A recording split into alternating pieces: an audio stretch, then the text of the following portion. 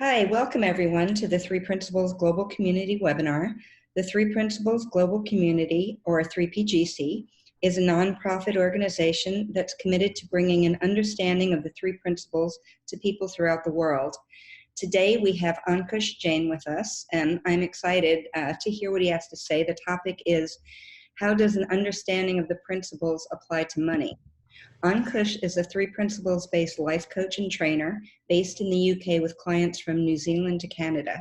He especially enjoys helping clients step into their own inner power and create the lives they had dreamed of. In 2012, whilst enjoying a successful corporate career, he started his coaching training. What this led to was an introduction to the three principles and the start of an incredible journey of personal and business transformation, including getting married in 2016. Ankush is the founder of the Powerful Men's Group and has run sold-out Powerful Men's Immersions in the UK for 4 years. Since 2016, he also runs Powerful Women's Immersions with great success. As well as this, he coaches over other three principles coaches to do this incredibly important work while staying true to their heart and the spirit of the principles.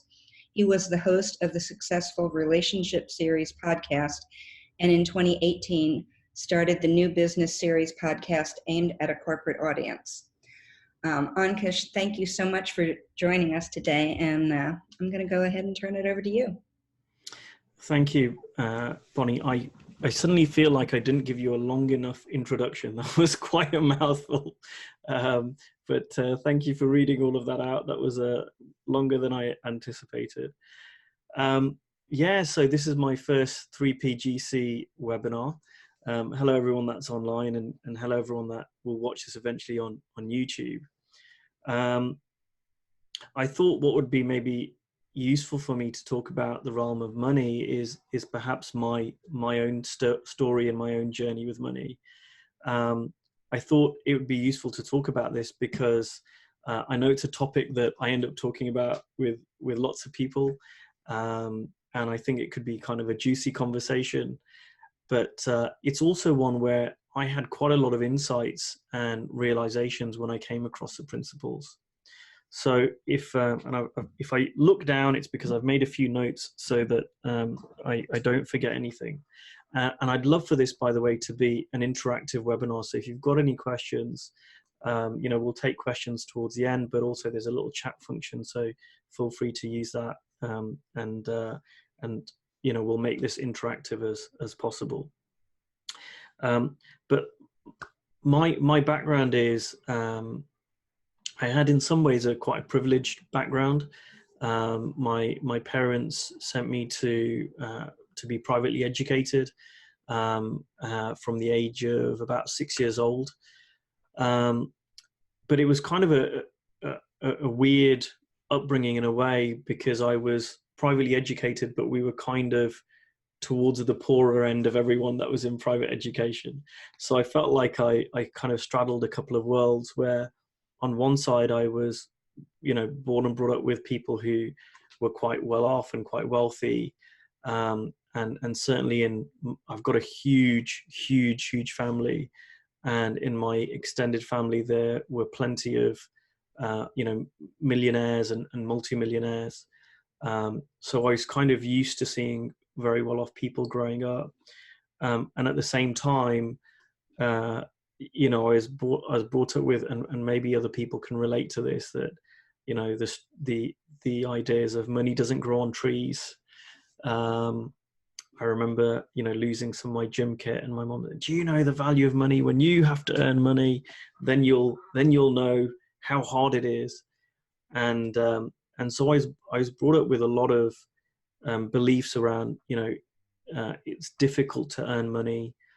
Money is very scarce, and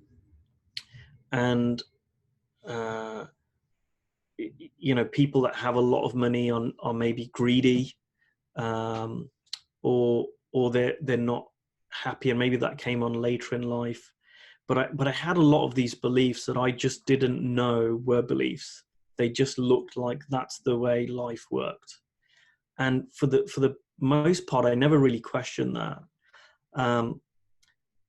my journey towards the principles was really a fluke in many ways, because I came across the principles in 2012 when I decided to be a coach, and I started a coach training program in the UK with Jamie Smart, and I had no idea that it was actually a 3 principles based program. So it was a complete fluke. But before then, for about 11 years, I'd been involved in the personal development world in various forms. And I had come across some stuff which was to do with money. And, I think I'd kind of read Think and Grow Rich, and there were Rich Dad, Poor Dad. There were all these books on money. And none of that really made me more money. Like, I might have read one or two here or there, but it was kind of nice ideas, and I didn't realize why, but I never really pursued that. So now here's the thing.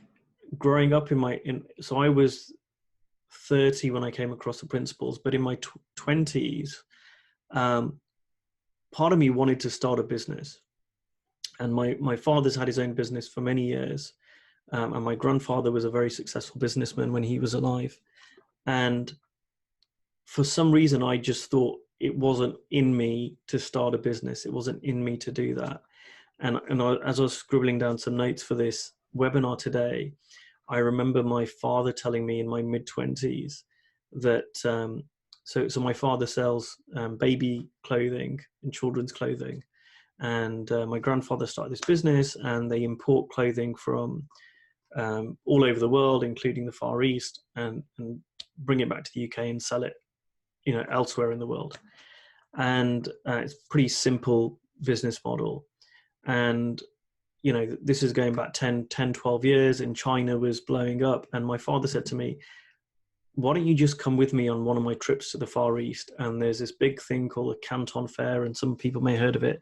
And you could just basically buy anything at this huge exhibition. And my dad went, just come. He goes, it would be so easy for a young man like you to earn £100,000 a year, just buying something from there in bulk and selling it in the UK or Europe, in smaller quantities, which is kind of what he did with children's clothing, because you could do it with anything. There's so many opportunities. And in my head, I was like, wow, £100,000, that's like a lot of money. And I couldn't do that. And I had all this fear come up around it. And so I didn't do anything with it. But I was always in this perfect storm, if you like, of wanting something and then not going for it, or stopping myself, or getting fearful around it. Another time, a friend of mine said to me, and he was quite entrepreneurial, we went to university together, and I said, I want to start my own business. I don't know what to do, and all the good ideas have been taken, and if only I was born 15 years ago or 20 years ago, then everyone made money. I was born too late, and had all these excuses and stories. And he said, well, here's something that I'm doing. And I went, well, what's that? And he said, I'm buying iPhones from America. So this is when, much earlier models of the iPhone had come out. And he said, I'm buying them from America. I'm getting them shipped to the UK, secondhand iPhones. And they were £100 cheaper in America than they were in the UK. So he said, just buy, and he was making about £100 profit on each iPhone. And he said, and he goes, how much were you making and whatever? And I was like, well, And he just went, well, how much do you need to quit your job? How much do you need? And I went, well, I'd like to, if I made £2,000 a month, then I'd quit my job. Then I could see there was some growth. And he went, buy 20 iPhones. Buy 20 iPhones. You make, 20 times £100. There's your £2,000. And it was so simple for him. And in my head, again, this fear came up and was like, that's too easy. Making money has to be difficult. There's a catch. There must be, right? Well, it only takes, a few of those phones to be faulty, and then I've lost all my profit. And I was just so full of fear around it that, again, I would dismiss it. So what I'm trying to say is that the opportunities for me to make money in my 20s were always there. And my thinking, my beliefs got in the way of me making money. And I didn't realize it. That was the irony. I didn't actually realize that was going on. I was still in the mindset of, it's really hard to make money. I need to have contacts. I need to have this, I need to have that, or I need to be born different. I actually did start a business in my mid-20s, and it was randomly a professional networking organization. And what I found was I was a big networker. I liked meeting people. And as a young professional, I found that once I left university, there was kind of no one to talk to apart from the people I met at work and my friends. And that was getting smaller and smaller. So I started a professional networking company with one of my good friends. And we ran 2 events. And the second event was quite successful. We had 40 or 50 people turn up. We charged 10 or 20 pounds, hired a bar, and people turned up, and we got a speaker. And I look back and think, wow, I did all the hard work. And after I did that first event, we closed the business because I went, it's too much work. I spent 3 hours a day on this. I was spending 3 hours a day on it after my day job to do this. And I went, there's not enough money. And one of my cousins, who's a very successful businessman, said to me, this is a really great business opportunity. You stick with it. You can get sponsorships. You can do this. You can do that. And again, I just closed it down. We were at the right place at the right time. I had an old Facebook group before the new groups came out. We had like 1,000 people in there, and we'd done all this hard work.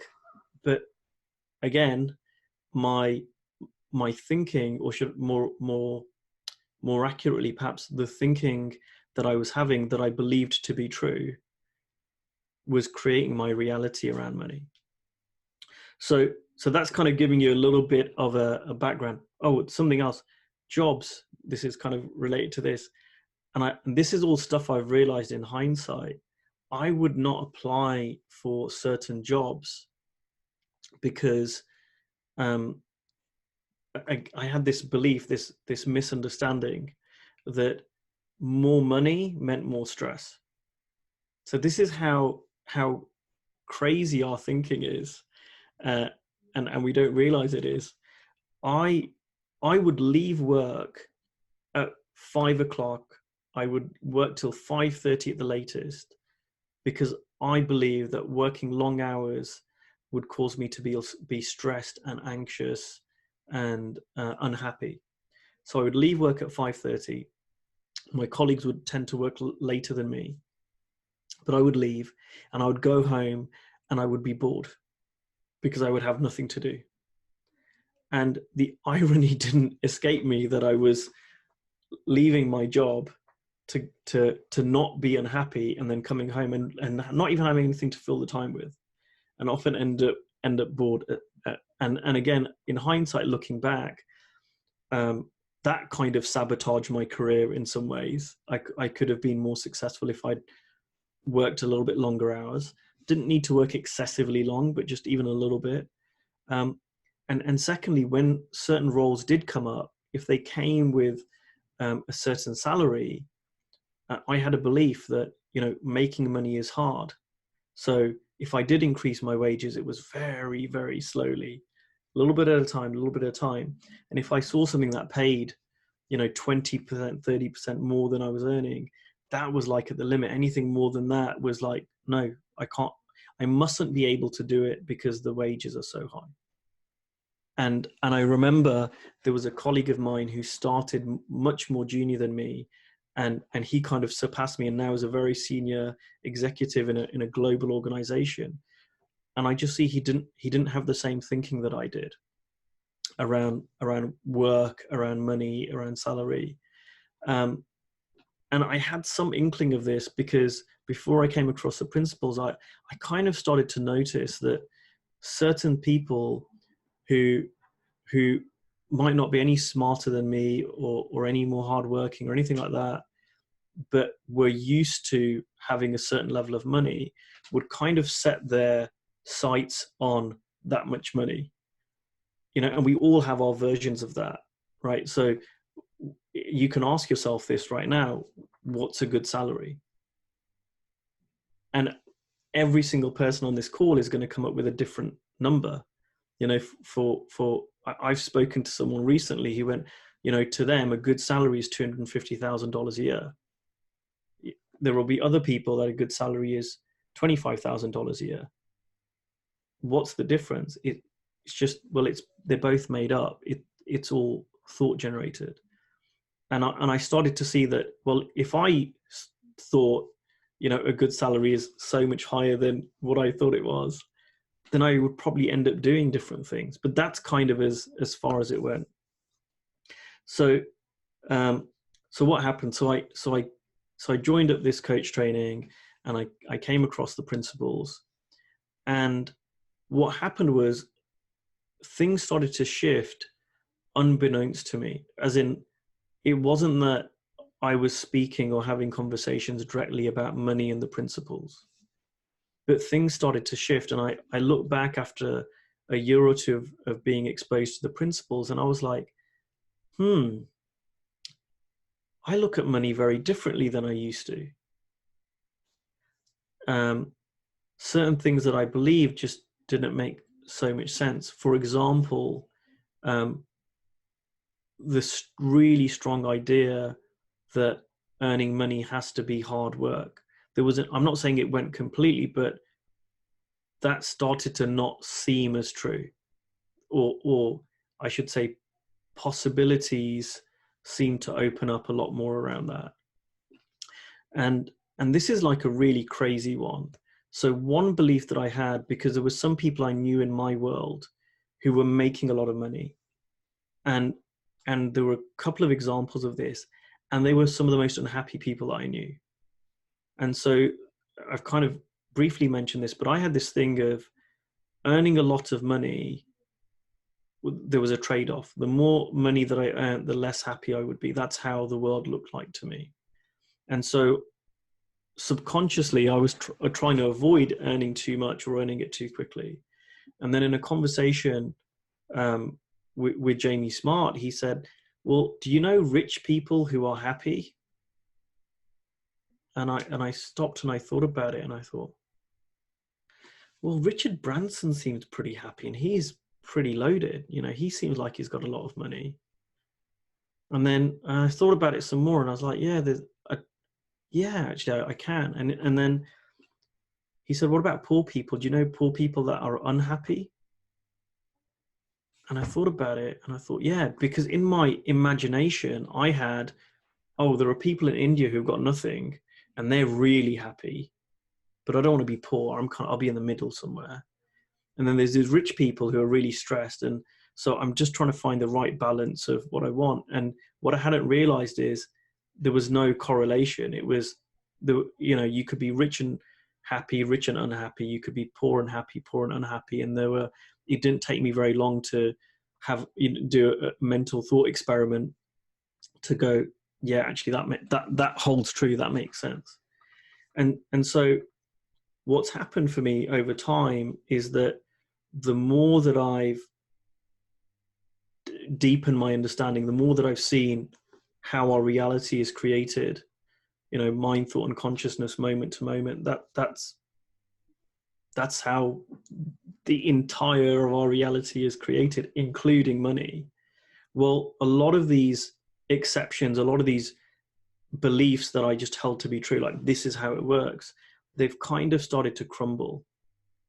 And I'd love to get some questions from people, and I'd love to hear what people are hearing with this. But and I'm seeing this more myself every day, that when I see that money is just money is not going to cause me to be happy, or it's not going to cause me to be unhappy. Money is just a tool. It's a means for exchange of value. What it does is that it takes away my natural ability to earn money, or I'm trying to find the words. it stops me getting in my own way around earning money.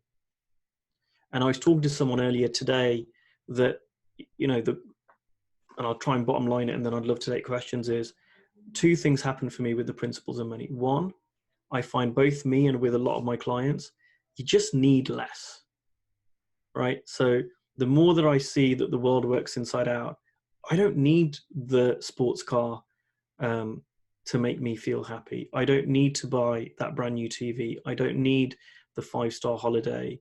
I don't need all of this stuff that I used to think I needed.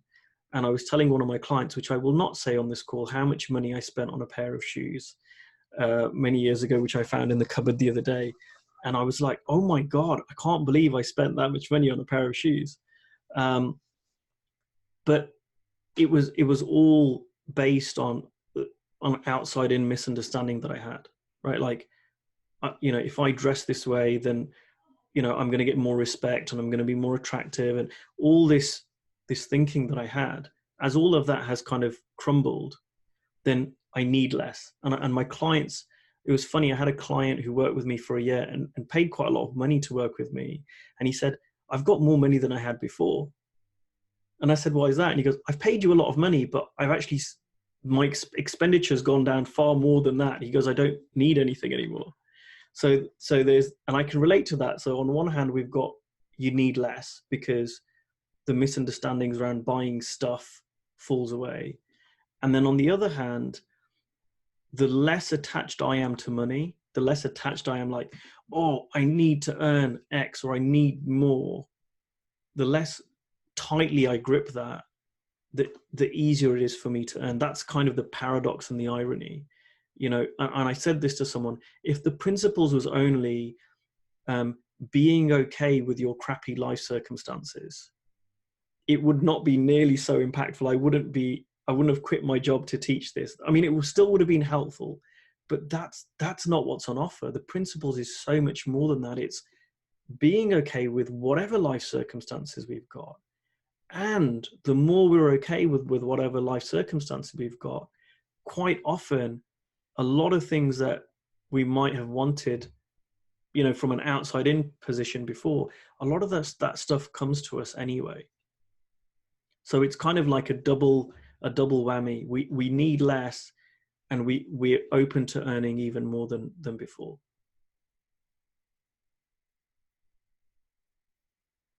So that's kind of my little 20-minute intro, if you like. And I'd love to hear how people are hearing this and any questions, and especially if people have got difficult questions. If you think that I'm making it sound too simplistic, or there's something that I'm missing, I'd love to hear from you.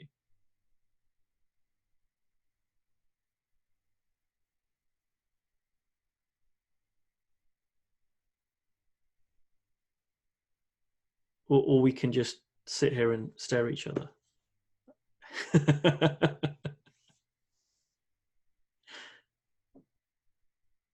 Hey, Kush, I'll ask a question. Hey, Dave. Hi. I don't want to use too many words to like tell a story to build up to a question. I guess I would just try to make it not about me and say, can you talk of I'm not sure if I'm you're cutting out a little bit. I don't know if it's just me. So I don't know if you could switch your video off, and maybe that media would as a way of connection. Yeah, Dave, you're cutting out quite a bit. Can you try? Yeah, there you go. Try to cut your video out, maybe. And if that doesn't work, maybe type it into the chat if we can't hear you. So let's try turning your video off first, if you can. Oh, I think maybe. Okay. Here we go.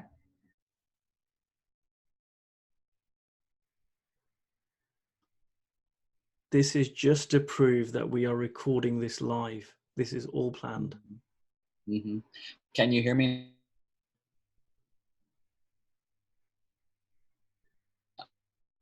Which I'm wondering if you could talk.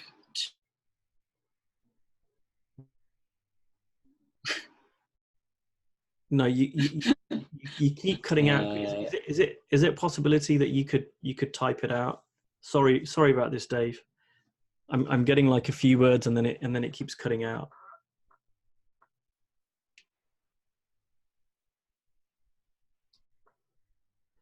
So perhaps in the meantime, if someone else has got a question, and then in the meantime, if Dave can hear me and if Dave can type out his question in the box, and we'll come to that after. So if someone else has got a question, let's take that first around anything that I've said, or perhaps a question that maybe of something that I haven't covered. I had a feeling Dominic was going to put his hands up.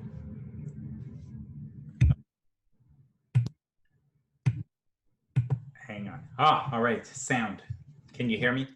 We can, yes. Okay. Yeah. Thanks for that opening, and great to see you again. When you think about the impact of this kind of deeper understanding, and just looking before and after, what new, not new, but what different practices or habits would we notice? When I use those words, I don't mean like they're intentional practices or habits. I just mean like you used to have a particular way of being or doing around money. And today, some of that has changed. New understanding leads to new action. And I'm just wondering, what do you notice in terms of that difference? Yeah, that's a really good question.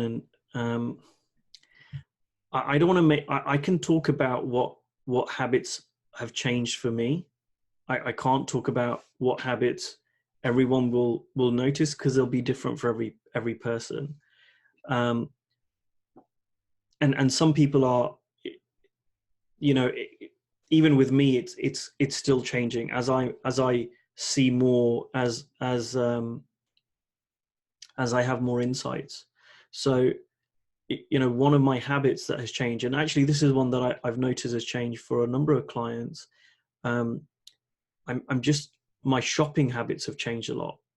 So I found that I wouldn't even have said that I was doing it, but I used to spend a lot of money on stuff.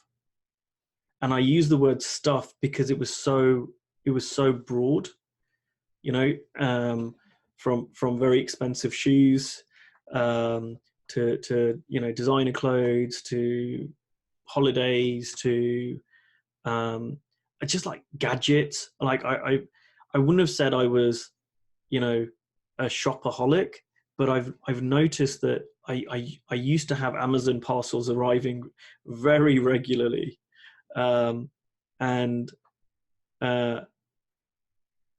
that doesn't seem to happen as much, or if it does, maybe the Amazon parcels have changed slightly. Now it's actually work related, and less just stuff that I thought was really cool, that I thought I must have it, and then after a few weeks I'm like, oh yeah, don't really use that anymore.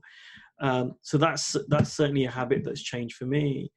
But what's interesting, Dominic, is that didn't change immediately.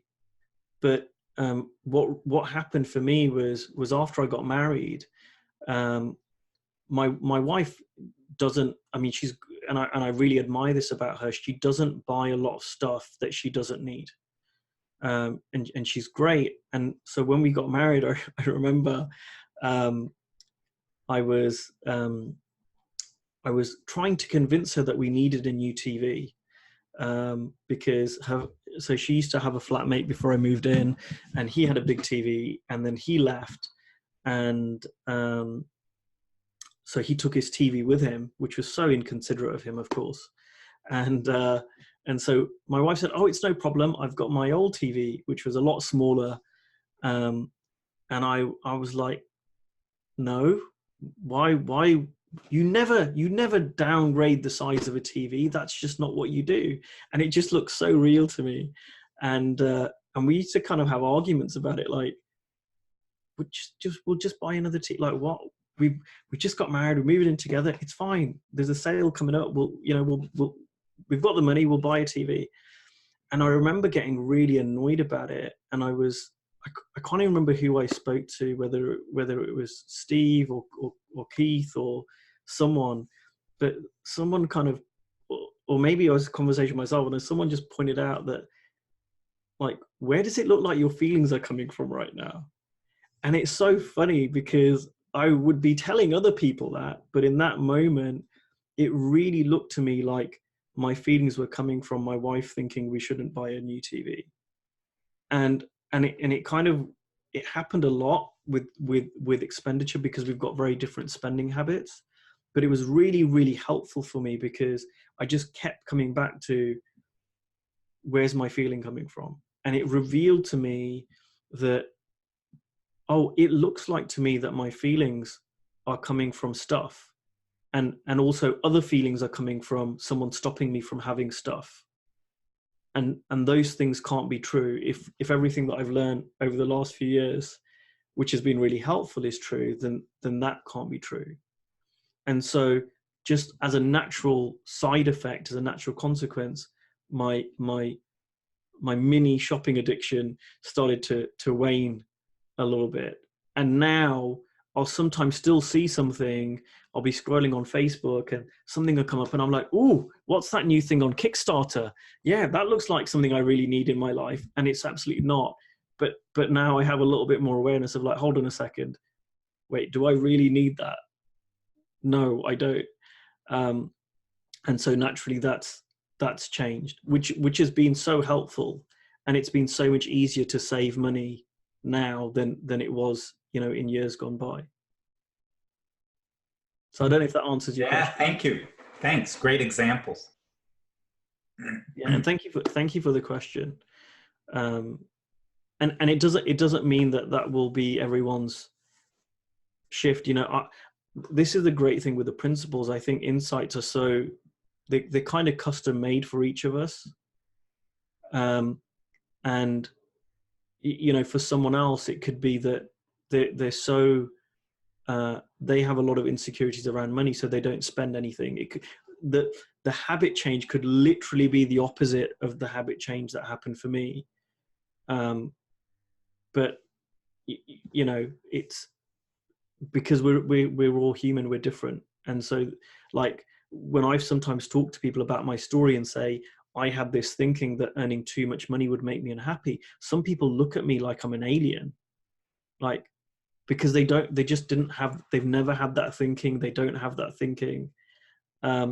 So for them, it might have been the complete opposite. They would be like, oh, I must earn X amount, otherwise I'm not enough and I'm a failure and whatever else. So different things may shift for them. So yeah, but yeah, I'm trying to think if there's any other practices or not, but no, I hope that answers the question. Yeah, good, thanks. Okay, so Dave Berman, okay, thank you for your question. Can you please speak to showing up as yourself on social media as a way of serving your market and building your practice? Okay, so I guess this is kind of related to money and I guess as coaching as well. And maybe slightly differently. So I see a couple of different things there, Dave. One of the things that I see there is about authenticity. And authenticity is one of those words that's bandied around a lot. And again, I can just talk about my experience. It really looked like to me that my approval or approval of me, whether it was online or offline, was really important for me to feel good about myself. And the more that I believed, and which is completely outside in, right? It's completely not true. But the more that looked real to me and the more I believed it, and I didn't see it as me temporarily having a thought, an outside in thought, the less authentic I was when I was on social media, and the less authentic I was in real life too. So if we were recording this webinar a few years ago, chances are I might not be as open as I am today. I mean, I can't prove that, but that's how it looks like to me. And so for me, the more I see that life works inside out, moment to moment, the more that I see that, the more that I see the principles in action, in effect, the easier it is for me to be authentic, the easier it is for me to be me, because, well, why would I be anything else? The only reason I wouldn't be me is because, or certainly this was the case for me, was because I was scared about disapproval. Now, so there's a nuance to this where in my head, I thought, well, if I'm really authentic, I'm going to say all this stuff that's in my head, and I'm going to really segregate people, and I'm going to really offend people, and you know, I'm going to turn into Donald Trump or something. Like, I'm just going to like have no filter. But that hasn't been the case. I can be authentic, but like, I love Sid using the word common sense, because that's the best way I can describe it too. Like, you know, being authentic doesn't mean writing down like brain dump of every single thing I'm feeling every single second of every single day. Like that's having no filter. But, you know, to me, that just doesn't make sense. It doesn't make sense for me to write down something which I know is probably going to shift. So I'm still mindful of what I write on social media. I want to make sure that what I'm sharing is helpful to people, and there's a little bit of purpose to it, even if that purpose is for me to have a bit of fun, or kind of, you know, make a little joke or something. There's still it's not thoughtless, I should say, right? So even though I know that everyone's living in the feeling of their thinking moment to moment, that doesn't mean I'm going to say stuff which may really offend people. In fact, me realizing that to the extent that I do, that I'm living in the feeling of my thinking, and so is everyone else, has allowed me to be actually more respectful in talking to people who have different views than I do, and engage. And I remember at the 3P conference in London a couple of years ago, I met someone who had a completely different political stance than I did, and don't really normally talk politics, but we got into this conversation, and he really liked a politician that I couldn't stand. And we had a really great conversation about that, really respectfully, where I was able to listen to him and say, well, why is that? And you know, why do you think that? And tell me where you're coming from, because you know, his view is equally as valid as mine. And then he asked me, and we just had this beautiful connected conversation. And it was funny because we spoke again 6 months or a year later, and I said, I'm so glad I had that conversation with you, because I see this politician so differently now. And he said, well, you know, it's funny, since I spoke to you, he said, I see this politician differently now, and I don't think they're as wonderful as I did. But that to me is real communication. So anyway, so that's the kind of authenticity. And then there's a serving your market and building your practice, which it to me is just delivering value to people online, and that's kind of more of what I do as a professional. Now, I know you've written, to clarify or add on, I'm really wondering about the authenticity behind posting leading to engagements and signing up clients. Okay, well, let me make this kind of really, really clear. There is so much stuff on social media which is, to me, just the same as what everyone else is posting. It's really, really safe.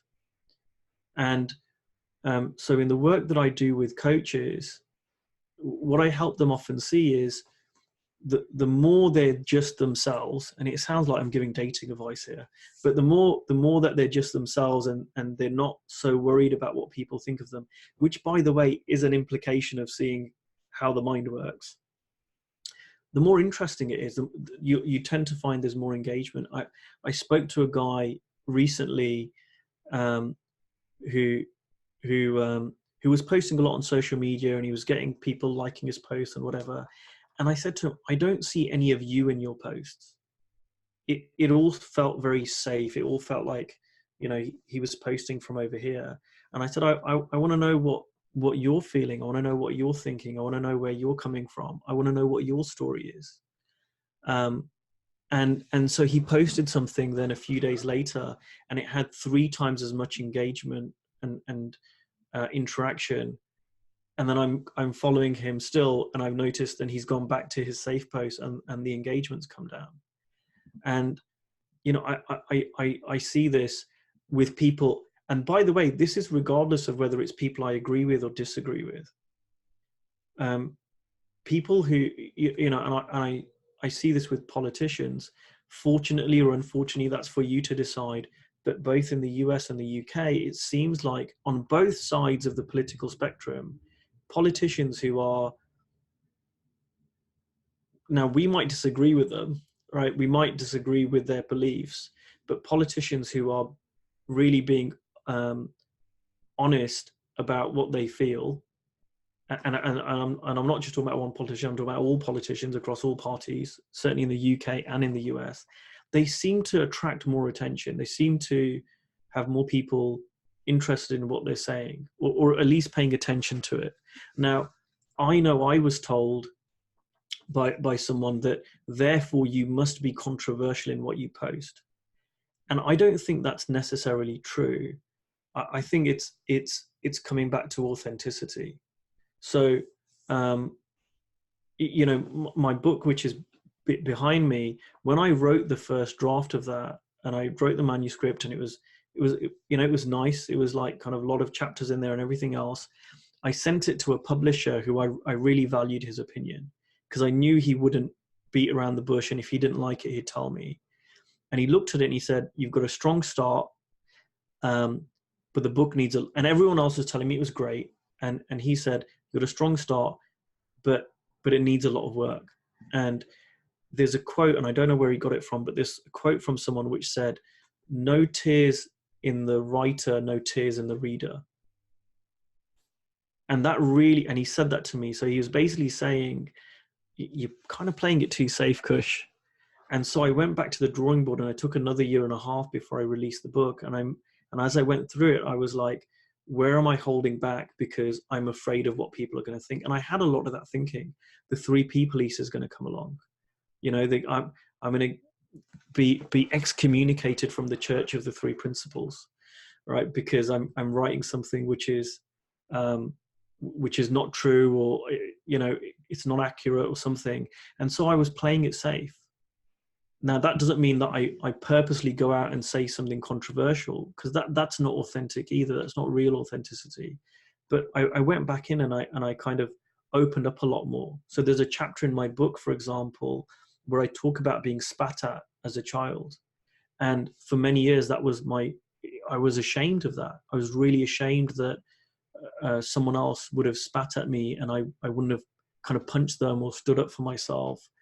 But I put it in the book because it was a part of my journey, and there was some learning in that. And I really don't hold any grudges against that person. And I think you can tell that when you read the chapter. There's no anger in it or anything like that. And so as I went through the book, there was a lot more of that. And I realized that books that I like are books where the author is really open and honest and vulnerable, not because they're trying to do vulnerability, but they're just not filtering so much, they're not hiding.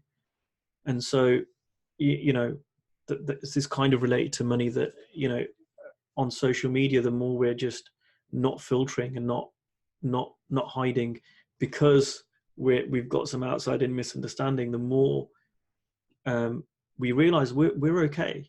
Like, Dave, you can post stuff online, and you could post some, like, if today's world doesn't tell you that you can literally post anything and some people will like that, I don't know what society will tell you that. Like, more than ever, you know, we're living in that world where it's a globally connected world, and some people are going to resonate.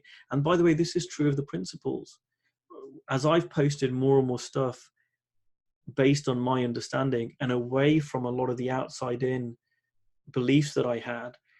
You know, some people have got closer to me, and some people just think I'm a whack job, you know, that I've kind of drunk the Kool-Aid, and that I've got hooked into this thing, and it's not really the whole piece, and I'm just kind of, I've gone down that road or something. But that's okay, because, you know, from a business point of view, you don't need to be famous. You don't need everyone to connect with you. And you know, I always look back to Sid, and I think, well, there were some people who thought Sid was crazy. A lot of people thought Sid was crazy. And even after all the success that he had in terms of people coming to him, he still wasn't taken seriously by many, many, many people. And that's okay, because his legacy and the impact that he's had in the world is phenomenal, because if it wasn't for him, we wouldn't all be here. So, you know, it's the same for us in terms of, if we wanted to earn money from sharing this understanding, whether that's through coaching or teaching this or whatever else, it's okay. We don't need to have to teach this or share this or coach this to every single person. People who are open are going to be open, and generally we connect more, I feel, with other people who are being open as well. So I hope that answers your question.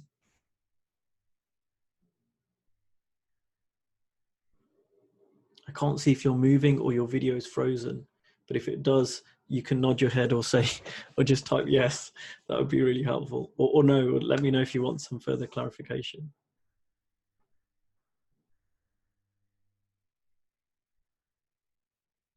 I'm just going to let it go. I'm just going to let somebody else ask another question. Okay, and if I haven't answered, but if I feel free, by the way, afterwards for anyone to reach out if you want to talk privately. I'm happy to do that. If people don't want to ask me here, I'm happy to do that too. And Alfredo's asking me a difficult question. Can you describe how not to earn money from this understanding?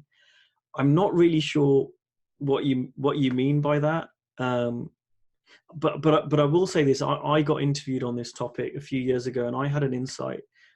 I was speaking to Barb Ost many years ago, or interviewed her for my relationship series. And Barb, for those people who don't know, she was a head teacher, I think, on 3 of the 4 different schools on Salt Spring Island at various points. And she was one of Sid's early students. And she was telling me about, many people have probably heard this story of Sid saying to everyone, you know, go out and live your life. And you know, she was talking about someone who kind of then left Salt Spring, went and had a profession and a career, and did really, really well. And she said it was because of what he'd learned on the island and from Sid. And I thought, okay, that's a nice story.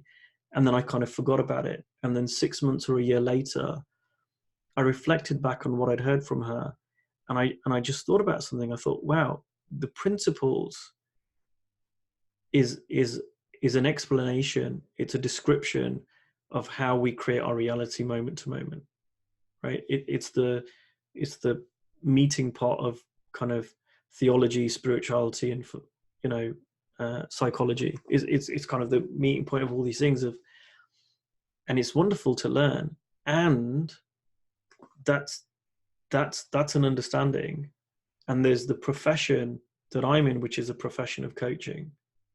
And they're different. It's like if I was a doctor and I learned about the principles, it would really help me in my profession of being a doctor. But I would still need to learn about medications, and I would still have to go to medical school, and there would be certain things for me to learn and do. As a coach, it's not maybe quite so as far removed maybe as being a doctor or an accountant or something, but it's still a profession. And one of the things that helped me to earn money was realizing that as a coach, my coaching profession was about helping clients with problems or challenges, or helping them to achieve something. Now, the way I did that through my understanding of the principles wasn't about kind of holding them accountable and setting goals and doing all that stuff that maybe a lot of coaches do. I could help them often by pointing out something that's true that they weren't aware of, or something that's not true, but still with the viewpoint to help them. And I remember listening to George Pransky at the 3P conference a couple of years ago, and I loved this because I think this was a masterclass where George was giving lots of examples of clients that he had helped over the years. And what I heard when he was giving this talk was not that, well, someone had this problem and then I went and taught them the principles. That's kind of, he didn't say that. What he said was, oh, well, this person had this problem. I listened to them. I then, based on my understanding of the principles, asked them certain questions, and maybe did a bit of teaching on one or two topics based on my understanding of the principles in order to help them get what they wanted to get. And then they paid him. And to me, that's really it. You know, if, and maybe this is a strong word, but for me, I had an agenda around teaching everyone the principles. Like, I wanted to hold down as many people as possible, and like 3PU, and then someone else, right, 3PU. And I was like a game of tag or something, you know, and I'm like, right, how many people can I tag with the 3 principles? And it wasn't very respectful. And maybe that's a strong word, I don't know, but like, I felt it was, because if someone else did that to me with something else, right, like meditation, if someone said, right, no, you need to meditate, and it's helped me in this way, and it's helping so many other people, and these are all the reasons why, and I'd be like really turned off. I would kind of run 100 miles away. And so for me, I learned really quickly that what's the most respectful thing is to talk to people about what they're struggling with, what their challenges are, what their problems are. And normally they're outside in about a bunch of stuff that if they saw would help them either realize there is no problem often, or that they've got the solution to the issue that they've got, or you know, whatever else. It would be really, really helpful to them. So I hope that helps, Alfredo. I don't know if I've answered that, but I hope it helps. And I don't know how to pronounce your name. Agata. Agata. Agata. Agata, nice yeah. to meet you. Hi. Thanks, Ankush. So this is probably a little bit related to the Alfredo's question. I'm writing a business plan for sharing, for doing coaching, and I find that I want to share the principles the most with the people who the least can afford me. So it's more around the other way around. I know I want to make money for myself, but it seems like the audience I want to deliver it to doesn't have that much money.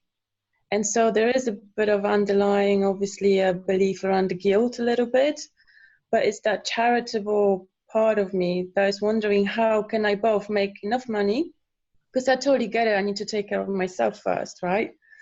Before I can help others. But that's what I kind of go, oh yeah, I want to make money, but these people don't have it. So is there do you have a quick sort of tip? Because I've watched a really great webinar between you and Nicola Bird, and it was brilliant because it showed about, you know, you talked about all these different potential ways of doing the online and webinars and writings, and so I appreciate there's lots and lots of different ways of doing it, but anything comes to mind after I just stopped talking? So there's lots of stuff I could say, but can I ask you a question first? Of course. So is there a specific audience you want to help? Is it, you know, like a particular kind of person you want to help? Yeah, so I'm thinking underprivileged, especially young women, teenage young women, but I'm not necessarily want to say just women. It could be generally underprivileged, and it's around the depression, anxiety, that sort of suffering, if I should say. Yeah, so you know, something that occurs to me is, like, I can give you a bunch of techniques, or not techniques, but I can give you a bunch of strategies, like, oh, you could do this, you can do that. It sounds like you've heard a lot of that already. But, you know, something that I got pointed to recently was who we really are. So if we look at the kind of essence of the principles, and I'm still learning this, so maybe my words won't be 100% accurate, I don't know, but who we really are is kind of before form, you know, like we are, I remember Dickens saying something like, we're the kind of the drop of the ocean and we're the entire ocean, or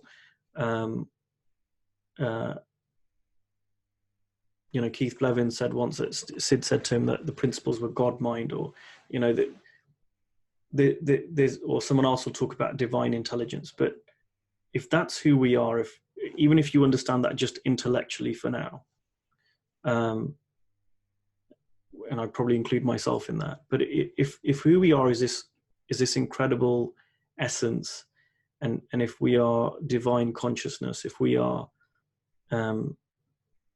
you know, the entire ocean, then another way to say that is we are the creative potential, or we are tapped into the creative potential of the entire universe. I didn't see that until recently. I still saw myself as a small and separate. But what I've been opening up to more and more is that I am literally the divine, infinite, creative potential of the universe. That is also me. That's who I am. And so if that's who I am, then anything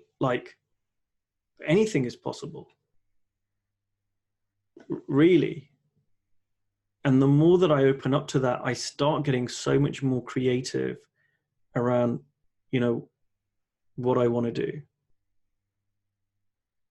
And so what I know is that, I mean, I could reel off now 10 different things that you could do to you know, make money, whether it's you know, doing a bit of private work, high paid work, and a bit of charitable work, or getting government funding, or not coaching, writing books. You've heard all this, and it's kind of like what I talked about in my 20s about people giving me ideas, and I'm like, no, that won't work, and creating excuses. But it's about seeing that for yourself, and the more that you open up to that, and here's a really funny question. I read this in a book yesterday. All right, and I don't mind if people don't mind staying on. I know Bonnie said she can go over, so I'm happy to go over. And I know there's another question, which I'm happy to take if you can stay. But here's a question for you. I read this in a book last night. What's the most amount of money you can imagine earning? Right? What's the most amount of money you can imagine earning? So everyone's got a number. Okay, right? Now, multiply that number by 10, right? Can you imagine earning that? Yeah. Right. So the question is, what's the most amount of money you can imagine earning? And I was reading this book, and it said the only accurate answer to that is all of it. Right? Like, if it's about imagination, there's no limit to our imagination. I love it. Mm. And it kind of really opened me up to, like, oh God, I've been inadvertently limiting myself. And when I look around at people who seemingly are very successful, financially successful, they just seem to not place as many limits on themselves as I do. Mm. And so I've been playing around with that myself, and just like, well, and sometimes I'll ask myself, well, if I'm the creative potential of the universe, what would I do in that situation? You know, and I just kind of, I stopped limiting myself. That's very helpful. That's very helpful. Thank you. Thanks. All right, Justine, should we take your question? I know we're going slightly over, but I'm happy to take that. Thank you. Good morning, Ankush, and everyone. Yeah, and thank you for your question, Agata. That was helpful too, your response to that, Ankush. And I'm just thinking, like, money's so relative. I guess I'm thinking about people who are the poorest of the poor. You know, our parents whose child is ill and they're in Africa and they're miles from a village or they're miles from a help, and they have no money and they have no food for their child, for example. And I know that's extreme, and that's not the world that I'm in. And yeah, but I'm just wondering about how I understand that from this understanding. Are there really, you know, all the possibilities that most of us have for someone in that kind of situation? You know, it's a good question, and one thing that I've got to thank Rudy Kennard for this. Rudy, a few years ago, and actually Dominic's another great example of this that we've got on here. Rudy started sharing stuff online a few years ago by a guy called Hans Rosling, who was a statistician or economist, I think. And he really used numbers to show that the current time in history is the kind of the best time in terms of how wealthy we are as a global economy, how healthy we are, how educated we are. If you look at it, you know, over the last 100 years, you know, there are less people in poverty. People are living longer than they've ever lived before. There's just a lot of changes, and you know, the media will focus on the worst stuff, right? But you know, if we had 24-hour news, you know, during, I don't know, Second World War or something, you know, like it'd be a lot more to talk about. But you know, so I try and keep that in context, and I love Dominic does this too, and I love, if you're not friends with Dominic Scafidi on Facebook, add him. He'll post this stuff now and then, which is good news stuff that we don't see. And you know, we're living in a world where some of the wealthiest people in the world, people like Bill Gates and a bunch of his friends, are putting huge amount of resources to eradicate world poverty and to make the world a better place. I really, and maybe I'm just a glass half full kind of guy, but I really am an optimist, and I see this from, you know, with the principles too, that, you know, I got introduced to this understanding in 2012, and it's, you know, about 7 years later, so many more people are aware of the principles, so many more books are being published, so many, you know, it really is growing, and we'd all like it to grow quicker than it is, but things are really changing. And so for me, I kind of start with that, you know, like I start with the world is changing for the better, and of course we'd want it to move quicker than it is, but there are a lot of really, really positive things that are happening globally, and we focus in the media, or the media focuses on some of the worst stuff, but generally, you know, apparently like people dying from wars is the lowest ever, and you know, there's a lot of really good stuff happening. Now in terms of helping people too, you know, we can do that, and I have a lot of respect for my grandfather. He passed away kind of 30 years ago, but he was a businessman, and he earned a lot of money in his life, and he came to the UK with, you know, typical immigrant. He came over here with nothing in his pocket, and he kind of, by the time he passed away, built up a business, and, you know, and had really contributed a lot to the economy. And you know, he was a great role model for a lot of people.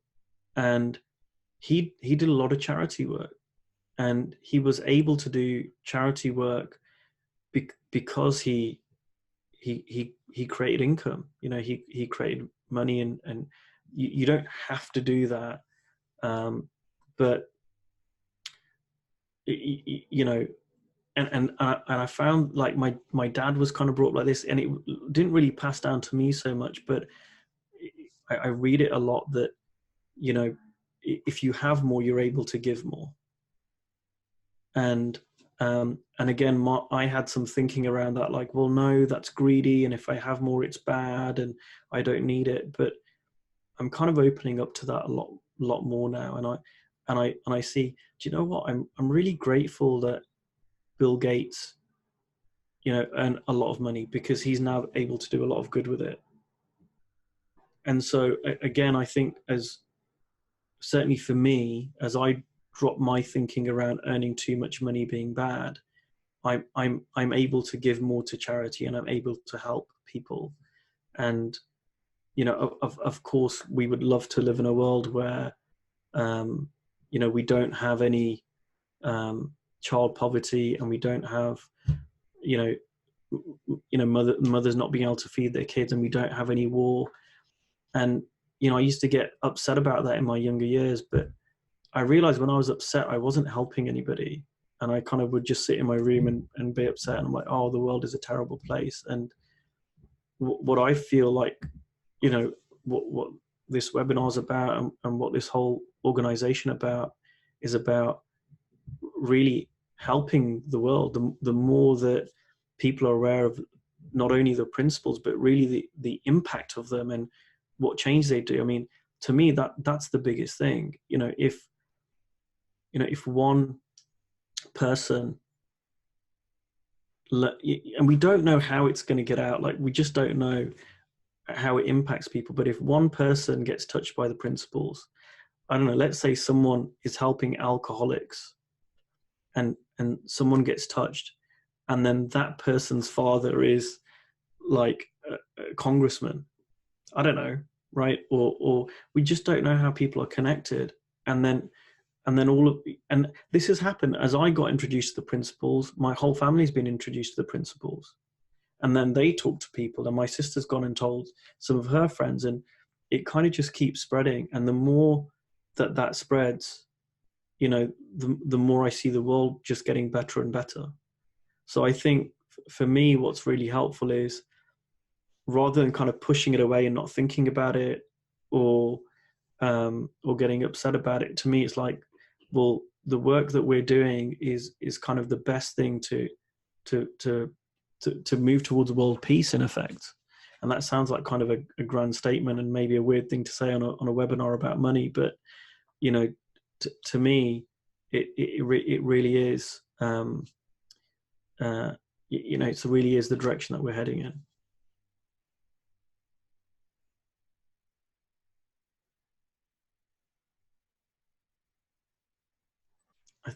Thanks, Ankush.